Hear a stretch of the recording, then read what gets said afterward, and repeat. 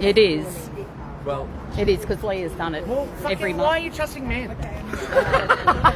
Don't trust men. What's wrong with you? Where's Leah? She's not Leah's very heavily pregnant and probably not safe to be around crazy.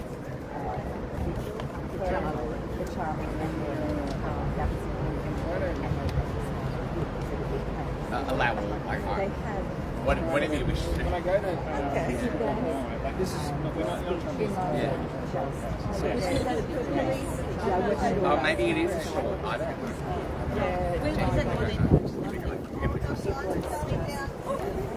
No. Maybe we go great short and then press record.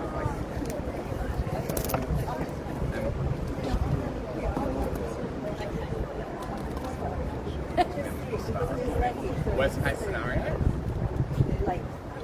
is it'll be a short one. I don't know.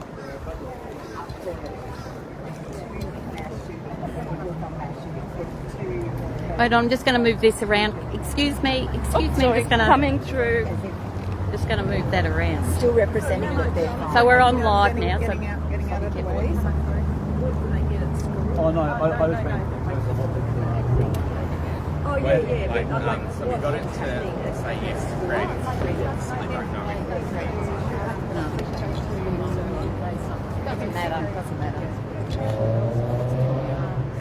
10:29.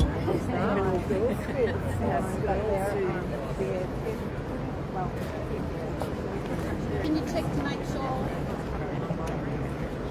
David, can you check to make sure that you see? I can say, and it says 14 people already watching. So Okay, everyone, we're going to start. you'll be fine. We've got loads of time. Okay, we're going to start. Unfortunately, you've got me. Leah is heavily pregnant, and last time she was heavily pregnant with her baby, she got assaulted by a trans activist. So even a pregnant woman, they will attack a pregnant woman. So she couldn't risk it. She'll be a mother of 3. So until Leah can come back, you've got me. yay!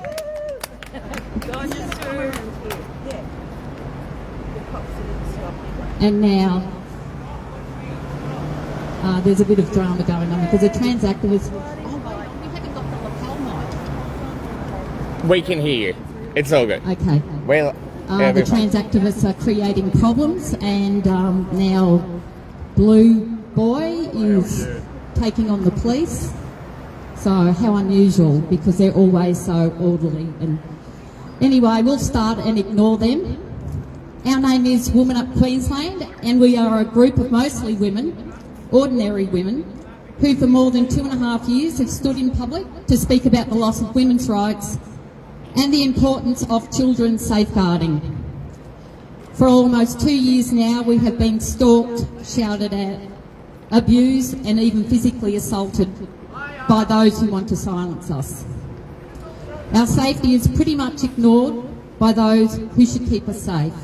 But still, we continue to do these events because we are so passionate about what is right that we will face danger rather than give up our voices. That is why the loss of Charlie Kirk is such a tragedy. He was a strong voice and he spoke for women and children, and we feel deeply saddened by his loss. He too chose to stand up and speak in the face of hostility. To lose a life simply for expressing an opinion is a profound injustice. Free speech should never carry the price of fear, violence or death. And Charlie Kirk was killed because he had an opinion. But today in 2025, there is no such thing as free speech, and you have to worry about being murdered by the ideological nutcases. Charlie's death is a sad loss, and it is a warning. If society cannot defend the right to speak, then none of us are safe. We will not bow. We will not be bullied. Women's and children's rights matter. Free speech matters. And we will never stop speaking the truth, no matter what the cost. You've got shit sandals. Before I hand it over to the next speaker, I just want to speak about the My Medicare registration form, and the fucking bloody trannies are getting closer and closer because they don't believe in free speech. They're authoritarian. We have to bow at the feet. Wait on, there's a trans activist there. Move him. Trans rights and human rights. Trans rights and human rights. Trans rights and human rights. Before I hand it over to the next speaker, I just want to speak about the My Medicare registration form. This actually does my head in. How much more inappropriate can our governments get? This form actually asks patients to disclose their sexual orientation. I'm shaking here because I am so angry. I'm so angry over Charlie Kirk's death. I'm so angry after the ideologues that think that they can kill someone to shut them up. As I was saying, this form actually asks patients to disclose their sexual orientation, with tick box options provided, with the first option being straight, in brackets, heterosexual.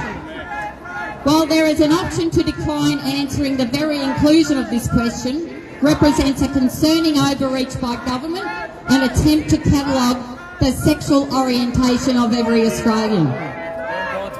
Keep going, sir. You're doing a good job.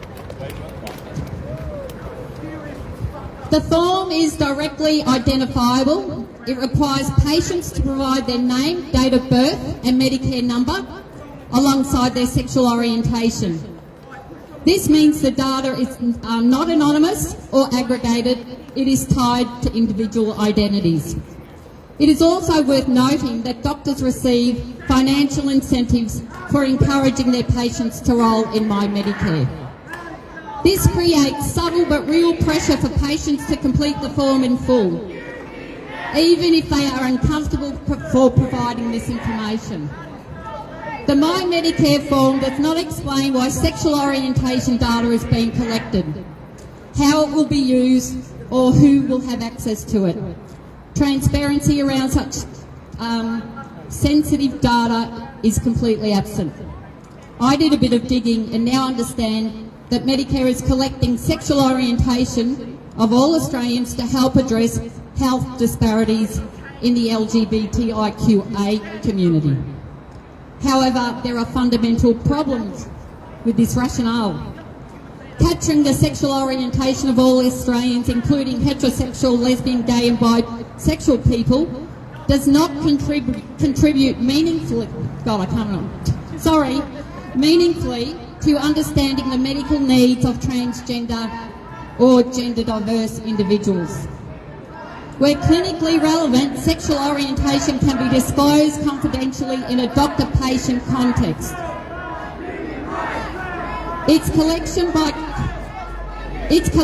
confidentially it should be in a doctor-patient context. Its collection by Medicare as part of a mass enrolment form has no clear connection to the administration of this program. It is not reasonable to claim that knowing which Australians are heterosexual, lesbian, gay or bisexual provides useful insight into the healthcare needs of transgender or gender diverse people. Transgender and gender diverse individuals have unique healthcare requirements. Their care often involves cross-sex hormones, puberty blockers for the kids, puberty blockers, with dosages and medical considerations that are vastly different from those of heterosexual, lesbian, gay or bisexual individuals. For example, men who identify as women may require hormone therapy, doses that are up to 8 times higher than what a postmenopausal woman would need. Hence there's a lack of drugs, HRT, because of men are taking it. So that's globally too. So they're a priority, obviously. They don't need it, but menopausal women do. While transgender men may be prescribed substantial doses of testosterone, collecting sexual orientation data from the broader population does nothing to inform these specific medical needs. Under the Australian Privacy Principles, APP3, Sensitive information can only be collected if it is reasonably necessary for a government agency's functions. The question must be asked, how is the sexual orientation of all adult Australians reasonably necessary for enrolling in Medicare, My Medicare? I firmly believe the sexual orientation question should be removed from the My Medicare enrolment form unless and until the government can demonstrate that its collection is lawful, necessary and proportionate. This issue goes beyond administrative concern. It represents an ongoing overreach into personal and private information. Oh, those trans people are just unbelievable. The types of questions now being asked of both public servants and everyday Australians amount to a form of profiling. Even when an individual chooses not to answer, that non-response itself becomes data that can be used for profiling. This is unnecessary, inappropriate, and a serious intrusion into personal privacy. Medicare's legal authority is limited to collecting information necessary to administer healthcare and payment services. Any unrelated personal or medical information is outside their scope. There is no legitimate reason why Medicare needs to know a person's sexual orientation to perform its core functions. The argument that sexual orientation data is required for Medicare's administrative purposes simply does not hold up. The healthcare needs of gender diverse Australians are highly specific, and data collection should be guided by clinical relevance, not broad population research objectives. The question still remains, why is Medicare collecting this data at all? They're singing out trans rights are human rights. It's a pity they didn't apply that to Charlie Kirk, isn't it? The federal government has asked federal public servants by way of survey in the 2024 and 2025 year, they asked them what their sexual orientation is. I was in the federal public service for 34 years, I was never asked this question. Again, a breach of privacy laws. APP3 is being breached. The government is breaking a law that they are responsible for. Another question is, why is this question being asked by way of a survey each year to public servants? And another thing that is inappropriate is that the government is collecting this data, this information about staff, to provide to ACON, a trans lobby group. This overreach by government has to stop. One thing that I did question is, if they're going to give staff this survey every year, it's because the government believes gender is fluid. So from one year to the next, they can change from male, female, non-binary. What the hell is going on with our governments? This overreach by government has to stop. All I can suggest is that if you are asked to fill in the My Medicare form, don't answer the question about your sexual orientation and make a complaint to your doctor. Because the email I received asking me to complete the My Medicare form said that my medical clinic was seeking this information. No, they weren't. It was Medicare. So they even lied. Medicare was seeking this information. Our governments have to stop being so intrusive. They have to stop lying to us. No government has the right to ask any of us what our sexual orientation is. We need to push back against government because this is bloody ridiculous. And who thought the trans activists would turn up today after the death of Charlie Kirk? They don't give a damn. They're just violent thugs. Anyway, I'm going to move on and hand it to the next speaker.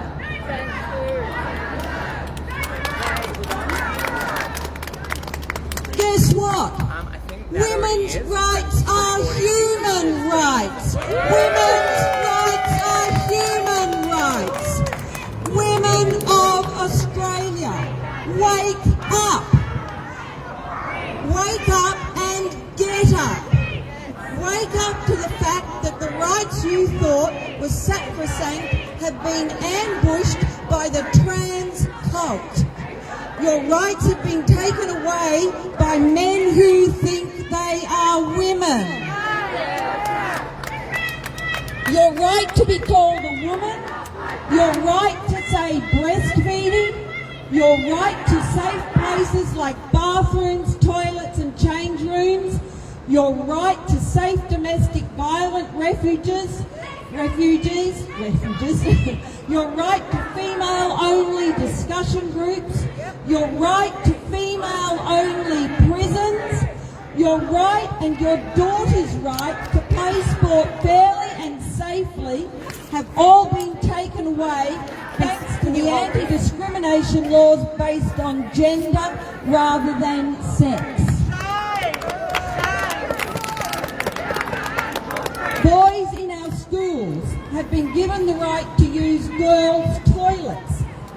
No girl, let alone a girl going through puberty, wants boys making them feel uncomfortable and unsafe in their toilet. But the boy has all the rights. And the girls have been told, if you're uncomfortable, go and use the disabled toilet. These actions discriminate against girls and the disabled, all in favour of a boy who feels like a girl. We don't care about their feelings. So yeah, thanks very much, Julia Gillard and Shannon Fentiman. You managed to destroy everything women had succeeded in gaining by the sweep of a pen. Women, wake up and get up and demand your rights as women back.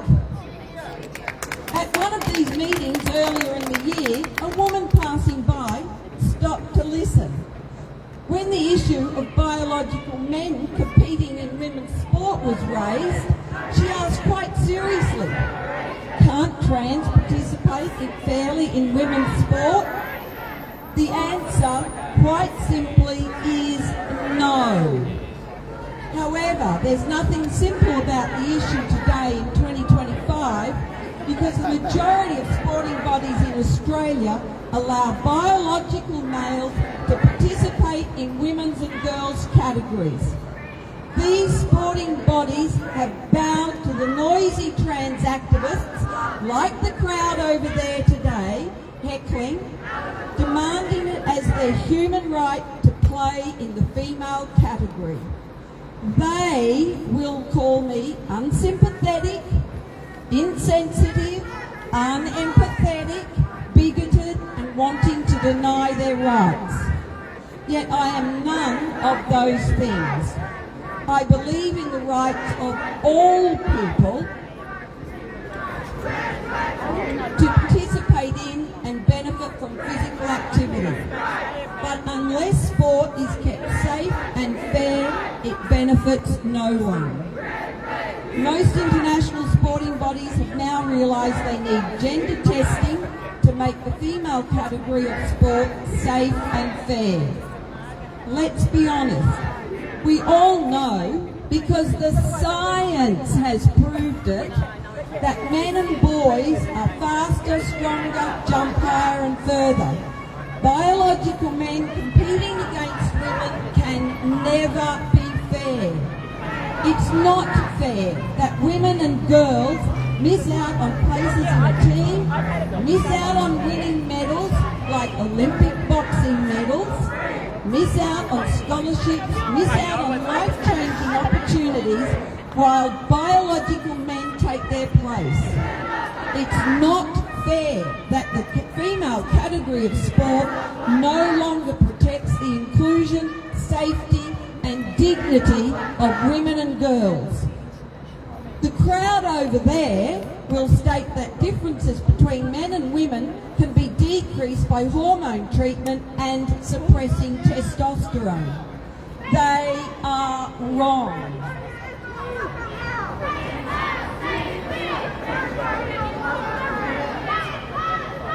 Testosterone treatment only decreases strength by 5% within 12 months. Therefore, male strength advantages are only minimally reduced. Treatment does not alter other physiological advantages such as size, height, limb length, as you can see from the people over there, they're still way taller, way bigger, despite having boobs and dresses on. Their hands, feet, and heart and lungs still have greater capacity than women.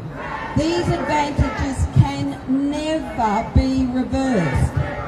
Including biological men into female categories discriminates against girls and women. Women and girls' rights are human rights. And that brings me to my final point, one of safety. Apart from being unfair, the biological differences between men and women dramatically add to the risk of participating, make sport unsafe for women, and make sport unsafe for women. Collisions, tackles, and other contact between boys and girls, men and women, are inherently more dangerous for females, and fear of injury can and does lead to self-exclusion. For safety, girls and women expect and must have available single-sex change rooms. Removing single-sex spaces in sport increases the risk of sexual harassment, assault, and voyeurism. Female athletes, parents and coaches who object to the inclusion of men in their spaces or sport due to concerns about safety, privacy and fairness are silenced or forced to self-censor, otherwise they risk losing sporting opportunities. Many are also accused of bigotry, suspended from teams and subjected to restraining orders, expulsion, defamation and unfair disciplinary proceedings. This form of coercion is not acceptable. The United Nations and all scientific research on biological differences all recommend exclusion of biological males from the female category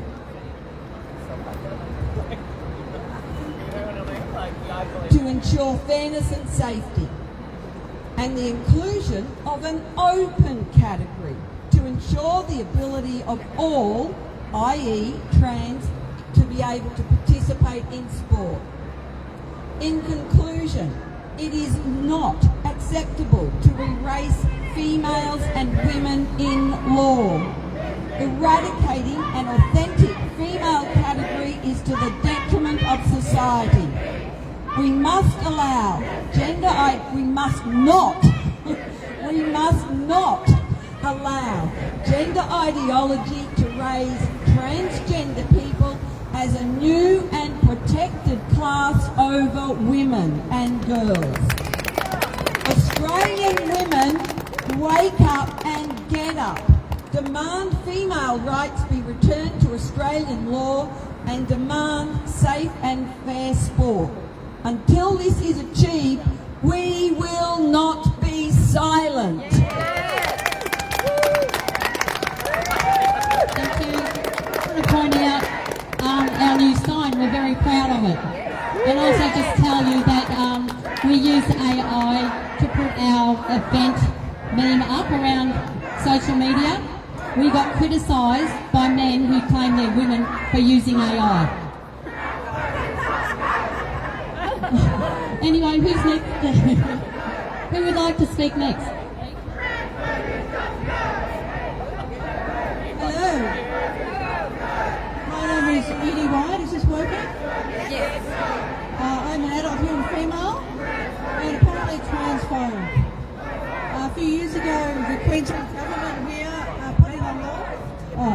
A few years ago, the Queensland government put in a law. It was called the Birth, Deaths and Marriages Registration Act, I think, in 2023. Sue will correct me on that. We objected to it. We complained about it, but it went through. And now we've had 2 court cases in Australia, which we were told, when we objected to it, that the women were not stakeholders in this act. We were told that we were being transphobes for objecting to the restructure of the definition of sex in law. Now 2 women have been perpetrated, 2 cases have made precedents, where women are persecuted by the law because of that act. Sal Grover is one of them, who has been harassed legally by a trans-identified male in the courts. Is that gone off? Should be working. Hello? Oh, yeah. So she's been harassed in the courts and has been found guilty of discrimination, and that act was pivotal Yep, pivotal. in the decision by the judge. Now we've had Kirralie Smith, who's been not only had a apprehensive violence order upheld, but has also been recently what was it? She's been sued for vilification and harassment of trans-identified men for identifying males past a trans identity. What's wrong, darling? Oh no, I thought the banner was going to fall down. So what we've seen as a result of this also is a rise in trans terrorism. We've seen the murder of Charlie Kirk. We've seen harassment. Our own leader, one of our leaders who runs this group, has been forced into exile from activism because last time she was pregnant, she was physically assaulted by a trans-identified. She was assaulted. She was assaulted. He was pretending he was going to hit her. That's assault. Right. Yeah. So he was assaulted, but intimidated with his massive physical body while she was pregnant in this city. So we're seeing an escalation. We've got a guy over here who's got a Arm the Dolls shirt, which means the dolls obviously is trans-identified men. So he's calling for trans-identified men to be armed against what they call transphobes, which is us, which is women who see the sex of a man past a trans identity, which is illegal in this country now, and which these people want us dead for. Let's make no mistake about that. They say it out loud, they wear it on their shirts, they're actively putting forward this doctrine where people who see sex past trans identity should be killed. And we're seeing it right through left-wing media. In the wake of the Charlie Kirk assassination, we see people justifying it. They're saying, oh no, he was killed just because there was too many guns lying around, or because he was a terrible person. We must resist violence in politics. It's very, very dangerous. And once we walk past this principle, there's no going back. And once we start to legislate that women are not allowed to obey the basic human instincts of saying, that's a man and I'm going to remove myself from his presence, or he needs to remove himself from my presence in a single-sex space, the whole fabric of our society is going to fall apart. And that's what we're seeing with these lunatics and with the Charlie Kirk murder. It's shame on them, shame on the police, even though they're protecting us today, God bless them, but they wouldn't give us a permit to have our own space. They gave a permit, even though they removed them now, which is right, but we couldn't get a permit. No, we got a permit. But they're giving them the same permit for the same area. No, they got no permit. They've got no permit. No, they didn't bother applying. Wasn't there a thing that you sent me that the council had given them the same permit? If they apply under an hour. That's right. So they can have the same permit for the same area. Exactly. The same area. All my mistakes, obviously I didn't write my speech today. But you actually wrote this speech.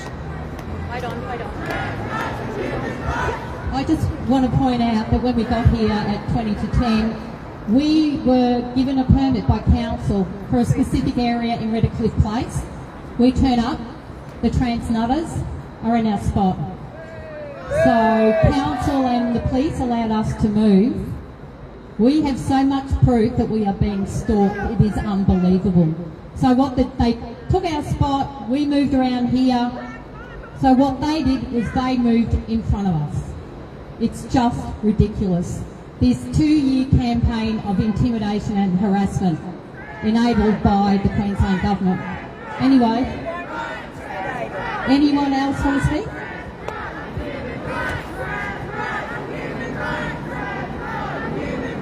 Morning everyone.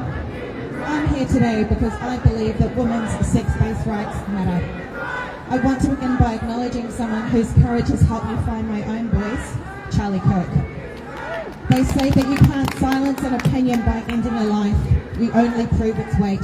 Well, I'm here to add my weight, no matter how small or inconsequential that may be, to this conversation, because it matters. Before I go further, I want to be clear about something. People are entitled to their opinions and their freedom of thought. I am entitled to mine. You don't have to agree with me or even respect my views, but my right to have them and to express them should be protected. That's the foundation of any fair and democratic society. I stand before you not just as a woman, but as a mother of 2 daughters.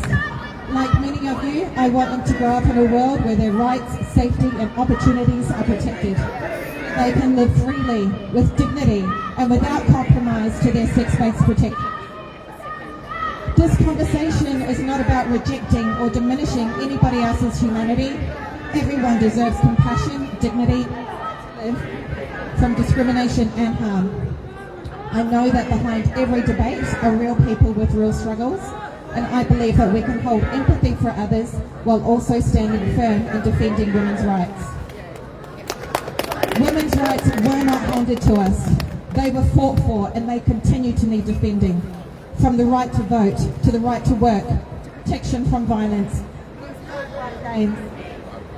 These hard-won gains were built on the recognition of sex as a biological reality. Sex matters. It matters in medicine. It matters in sports. It matters in spaces where privacy, dignity and safety are critical. Our daughters should be able to play sport on a fair and level playing field, to access changing rooms and refuges designed for women, and to have their rights recognised as based on sex, not on identity. Single-sex spaces are not about exclusion. They are about protection. Not about hatred or fear. It is about fairness, safety, and recognising the reality of women's lives. We can acknowledge that people feel deeply uncomfortable in their own bodies. We can care about their struggles, but caring does not mean erasing sex-based protections. Compassion for one group should not come at the cost of safeguarding another. When I look at my daughters, we're all the way over there, I ask myself, what kind of world will they inherit? Will they be free to compete in the sport field? Will they be able to seek refuge in a women's shelter without fear? Will their voices be heard when they speak about their lived reality as women? I want the answer to those questions to be yes. Yes, they will be safe. Yes, they will be heard. And yes, their sex matters.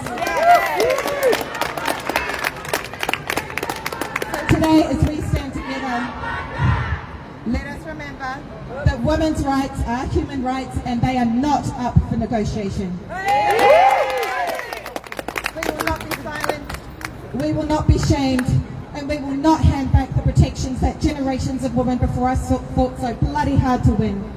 I stand here for my daughters and for all our daughters, for every girl who deserves fair sport, safe spaces, and a future where her sex is recognised and her rights are intact. This is not just about policy, it is about truth, fairness and justice, and I am bloody done staying silent.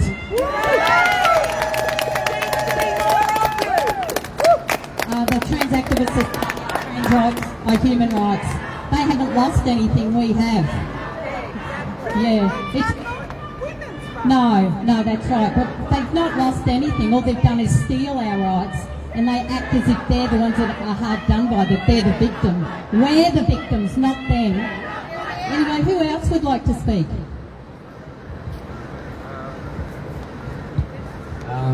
Just picking on what everyone else has said. I'm surprised that they're protesting this. Clearly all the other speakers were trans women, weren't they, Wink?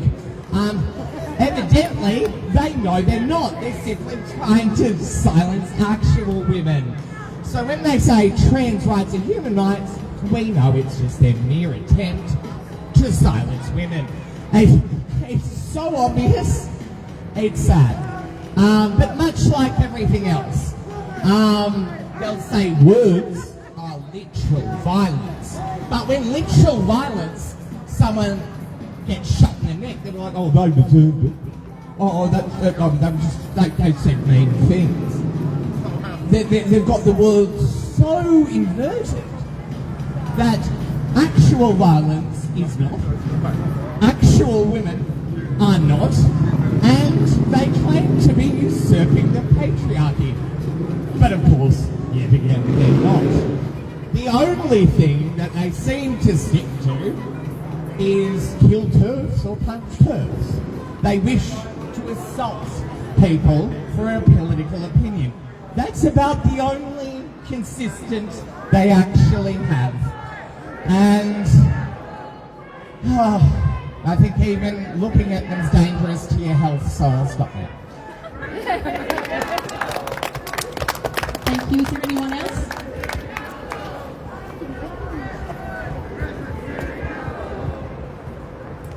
Hey, I'm Ed. Big supporter of Women Up Queensland. I just want to address some of the onlookers to what's going on here. There are two groups here. Around here, this is Women Up Queensland. Over there is Meganjin People's Pride. Women Up Queensland believes that the way to categorise men and women is on physical sex-based rights. Meganjin People's Pride disagrees, and critically, they don't want you to hear our side of the argument. Meganjin People's Pride regularly organises a Trans Day of Visibility. We never ever disrupt or disturb or interfere it ever. We are happy for everybody to hear both sides of the argument. And you may disagree with me about the role of sex-based rights. You may disagree with me about the role of sex rather than gender in categorising men and women. But how much of a red flag is it for you? There are two sides to an argument, and there is one side that doesn't want you to hear both sides. And that for me is almost enough that I need to hear. Now, the minute I grabbed this microphone, the minute you saw me, the minute you heard my voice, every single person here knew that I was a bloke. In fact, even the activists on the other side knew that I was a bloke. And it is critically important to understand that sex-based rights, sex as a way to categorise men and women, is a really useful mechanism that even our opponents use. And using sex rather than gender as a way to categorise men and women is so important in high-stakes, high-conflict situations. When people are disagreeing, when our opponents want to understand the best way to heckle people, they look at me and they think, is he a man or a woman? And they use sex to make that decision. So not only do I disagree with their point of view, I think they don't even really believe it in their heart of hearts. The other thing I want to say that is so important is that every good, decent Australian man knows or should know that whether we like it or not, we will bring an implicit threat of violence to our dealings and interactions with women. You might disagree with that, you might not want to acknowledge it, but most guys will understand that in our dealings with women, whether we like it or not, whether we mean it or not, we bring an implicit threat of violence. And it is imperative, given that every man engaged in politics does what he can to dial that down and make sure that implicit threat of violence is never present in our political system. And as much as possible, it is absent. And that's why one of my central complaints with Meganjin People's Pride is that you are bringing an implicit threat of violence to a group of tuck-shop mums, lesbians and Christians who should be able to get together and say that they want their own toilets. Thank you.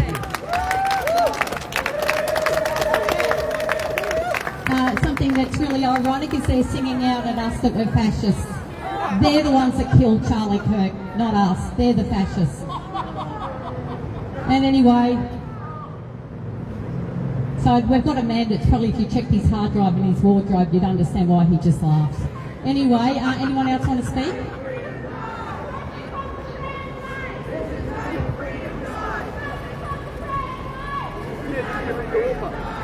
You're on the wrong side of the tracks, you'll get expelled.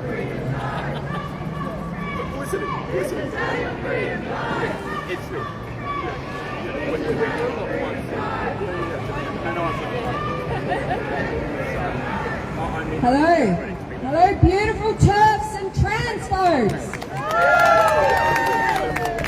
To the boys over there, women don't have willies. Men don't have vaginas.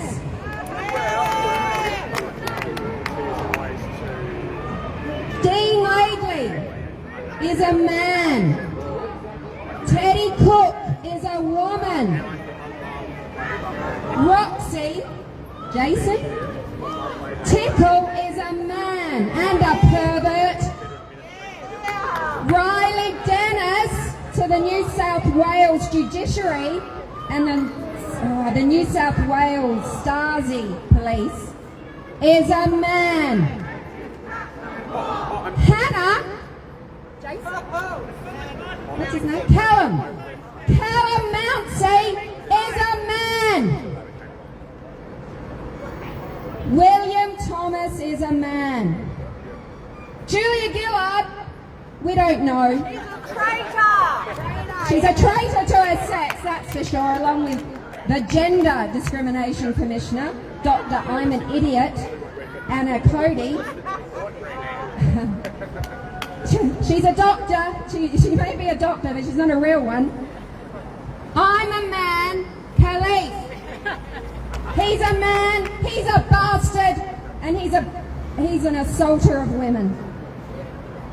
I can't remember this dude's name, but he crushed the Pacific weightlifting women who deserve to get gold, silver and bronze, but were enabled by the hideous, contemptuous Olympic Committee in allowing him to participate, and all the rest of you cowardly politicians, cowardly experts, cowardly elites, and cowardly people who know it's wrong and yet won't say anything.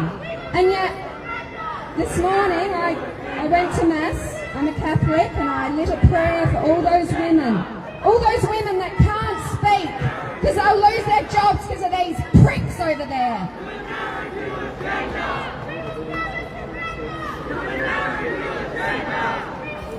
Women's rights are human rights. They're just bastards. Alright, you can hold this now. One more thing. This is Hannah Mounsey, very famous if you're in turf world. This lady looking at him, amazed that she's having to play against this 6'2" hulking man. We are all 44.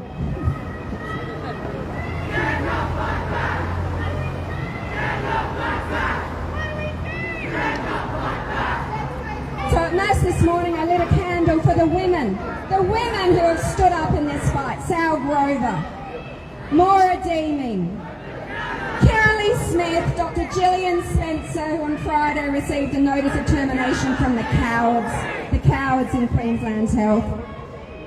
Maura Deeming, Sue Elliott, Dr. Jareth Koch. Funnily enough, he is a man who was recently deregistered from being a doctor because he liked a Babylon Bee article that said I'll quote this, the Chinese military are getting trained in using pronouns against the US military. It's a winner. So a Chinese military to just shoot wrong pronouns at American soldiers. The Australian Human Rights Alliance is representing so many of these people. Dr. Koch, Dr. Gillian Spencer, Biddy O'Loughlin I also said a prayer for, and Graham Linehan, who was outrageously arrested by 5 armed police at Heathrow Airport days before he was to face the boot of the state in the Court of England because he dared to stand up for women against a cretinous man. To the politicians I say shame, shame on you who know what is true and yet you won't stand up. You are shameful. Katie Gallagher, whoever she is minister for, because she's certainly not minister for women, doesn't know what one is. I don't really care about her because she's lost. She's lost to the ideology. The ones I care about are women like Susan Ley, who 2 weeks ago stood before hundreds of Liberal National Party women, and when asked, does she think that women include men, she said, and this is a direct quote, "I believe women are biological." Hundreds of Liberal National women spontaneously erupted in applause that went on. But of course there's always a but with these cowardly politicians. But you see, she listens to her children and their friends, and everyone should be comfortable in going around as they are. And that was it. She knows it's wrong. She knows sex is biological. She knows her own vulnerabilities and her children, and yet she won't stand up. Lay out now. Oh dear. No, I want Ley to stay and as the first female leader of the Liberal Party actually advocate for women and girls' rights. You coward, Suzanne, stand up. The time is now. 2 years ago, Easter Saturday, I was baptised and confirmed into the Catholic Church. This morning I went to Mass, and as I said, I lit a candle and I prayed for all the women in particular, all the women, gosh, the women that are oppressed by the state, who have the boot, the noose around them where they can't talk in their employment, they can't say anything. The women who enter the toilets and see a man and they're scared to say something. I watched Megyn Kelly's show, her live show, when it was still thought that Charlie Kirk would survive the assassin's bullet. And just after it was announced that he had succumbed to the wound, the horrible bullet of death, Father Mike Schmidt, who you'll find him on all your favourite podcasts, runs a podcast called Bible in a Year. And she interviewed him, and he said, when she said, "I feel anger and I know it's not right, I have deep, deep anger." And he said to her that the proper human response to evil is anger. The proper response to evil is anger. If I can look evil, look at suffering, look at senseless, savage death, the Catholic children praying at Mass and being shot by a trans-infected man. If we can look at Charlie Kirk being killed as he was answering a question on trans violence, on the very murder of those Catholic children, and not experience anger, my metric is off. But he went on to say that anger, if improperly directed, leads to bitterness and resentment. It becomes concrete around our feet, miring us in bitterness and resentment. But if you get through that concrete, if you get over the weight and take it for action, then you direct that anger to a good and proper and just purpose. Jesus got angry at suffering, at people that would not do anything. And we are angry, but we are directing it to a proper, just, holy purpose. And we will not give up. I have fire under my feet, not concrete weighing me down in bitterness and despair and resentment. I fight for my children, my daughters, and I won't give up. And to the New South Wales Attorney General that said that if I pray over my daughters, if they're infected by this trans ideology and think that they were born a boy, I will pray. I will pray to stop the virus infecting them, and I will do it out in public and be arrested for it. Shame on you to direct Catholics, to direct evangelicals, to direct any religious person of faith, a person of faith, to pray over their children. Shame on you, you cretinous, cowardly man. And to Graham Linehan, thank you for standing up for women and girls and telling us that we can punch a man in the balls if he's in our daughters or our change rooms or toilets. And if I could, I would. But I can't because I'm a woman. So to the men, where are you? Stand up. Protect your daughters, protect your wives, protect your mothers. many more of them. You don't be a coward. Stand up and be a man. We all know that weak men lead to hard times and hard times. And strong men create good times. Create good times for women and girls.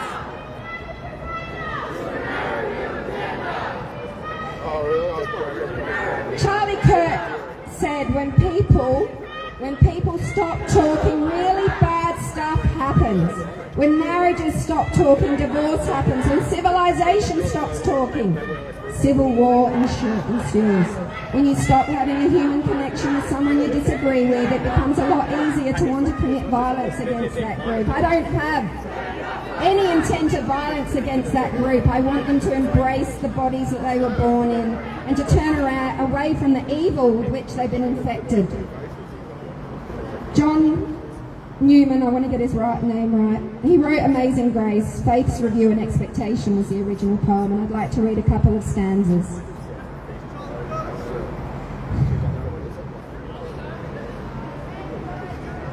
Amazing grace, how sweet the sound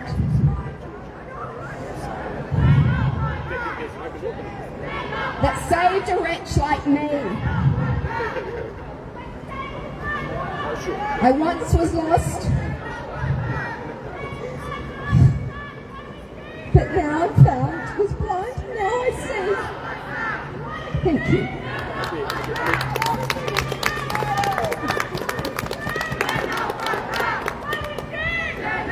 I just want to, just before if there's another speaker, just mention what's happened since our last Speaker's Corner in July. The Sex Discrimination Commissioner is asking for men to have in-law pregnancy protection.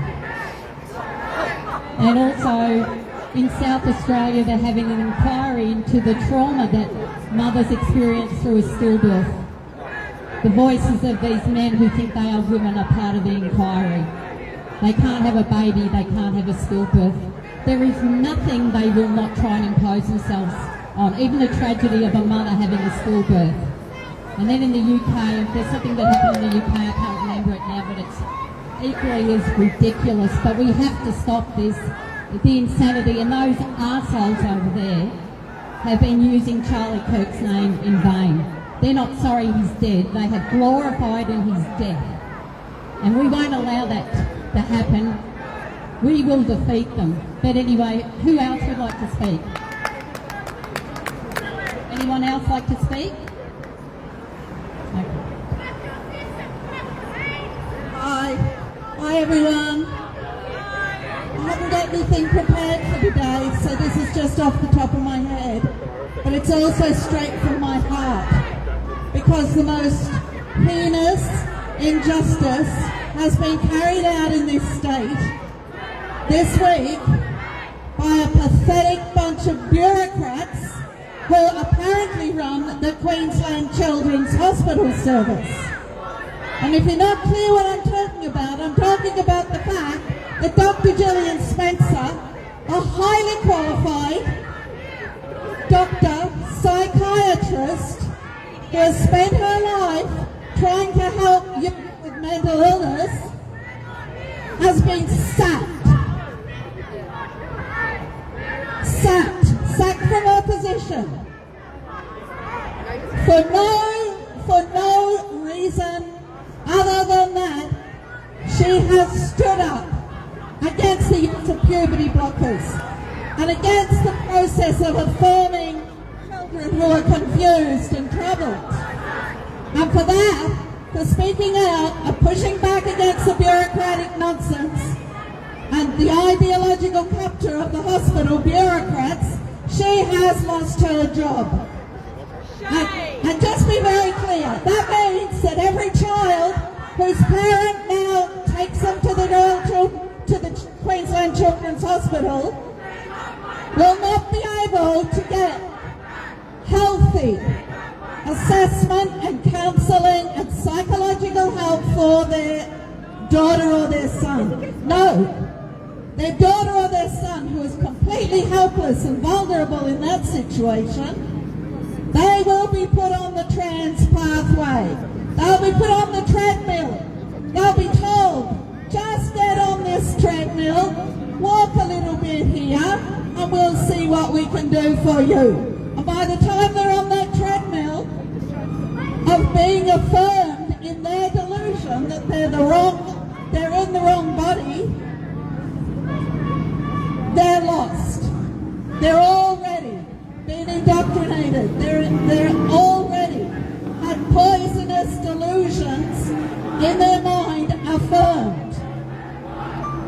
And only an act of God will be able to get them off that treadmill and help them find their true selves and help them live a healthy life in the body that they were born with. So today I say, Queensland Government, Queensland bureaucrats, hang your heads in shame. Gillian Spencer is worth hundreds of you all put together. She has the courage that you don't have. She has the integrity that you have not shown. She has the expertise that you have no idea about.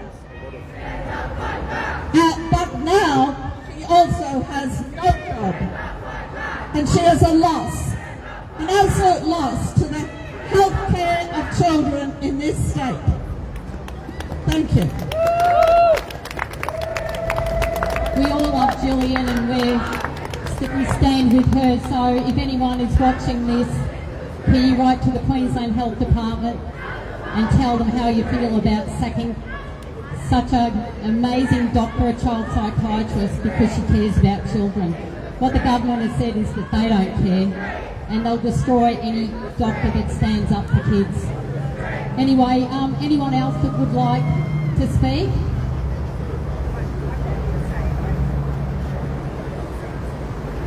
Thank you, thank you. I've got a few more things. I got a bit emotional, as you may have guessed, by her Amazing Grace, which is a beautiful, beautiful poem and a beautiful song. I wanted to mention that on the night of the election this year on Sky News, Andrew Cannell said, he's a political reporter, very savvy, very smart man, but sometimes the smartest men can get things wrong. He said that the Liberal Party have to give up the culture wars. They've been lost. They're lost. He said it's over. No, Mr. Cannell, the culture war isn't over.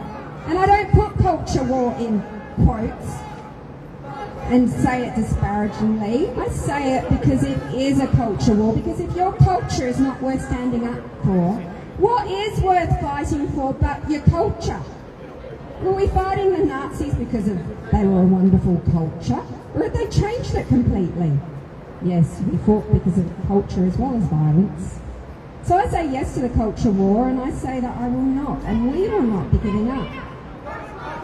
General Mattis, who was one of the generals in charge of the American and coalition response in Afghanistan and Iraq, he was known as Mad Dog Mattis because he used to get in the foxholes with the men. Generals normally don't do that. He said about the Islamists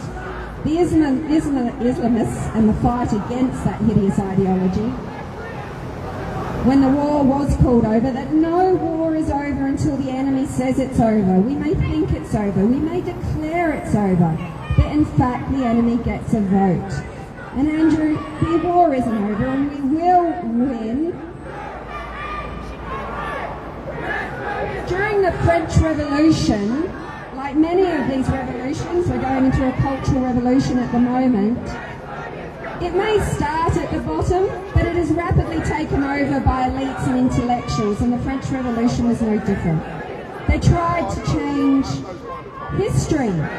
They got rid of the 12-month calendar and added 2 more months. They made a week into 10 days, not 7. The communists tried to do the same thing. They got rid of marriage. It's just bizarre. And Charles Dickens, in his book Tale of Two Cities, the opening paragraph was this, and I think it applies equally to our time as it did to the French Revolution. The French Revolution, by the way, not only did they try and change and start history again from day zero, they murdered Catholics, as well as all the aristocrats that were born into it. And his openings are a paragraph of The Tale of Two Cities is, it was the best of times, it was the worst of times, it was the age of wisdom, it was the age of foolishness, it was the epoch of belief, it was the epoch of incredulity. It was a season of light, it was a season of darkness, it was a spring of hope, it was a winter of despair. We had everything before us, we had nothing before us. We were all going direct to heaven, we were all going direct the other way. In short, the period was so far like the present period that some of the noisiest authorities insisted on it being received for good or for evil in the superlative degree of comparison only. We are in the best of times and we are in the worst of times. Some of us are going to heaven and some of us are going directly the other place. I hope the people on the other side decide to turn to the light away from the darkness which currently inhabits your souls. Thank you. Thank you. We've got a few women here that could actually run for Parliament and become the Prime Minister. Some of the speeches, well, all of the speeches, someone suggested that we just all identify as the Prime Minister. Can't see why we can't. It's no more ridiculous than a man who thinks he's a woman. But anyway, is there anyone else who would like to speak? No? Okay, what's the time? Well, 11:30. So we just want to thank everyone for coming along. Leah will be watching. We just want to say to Leah that we miss her, but we understand your reasons. And you're a fantastic mother and you're having your third child, so you can't risk your kids. So just want to thank the Queensland Police. They've been really good today. The Queensland Government, though, needs to get their act together and stop allowing these trans activists to run their campaign of hate against us.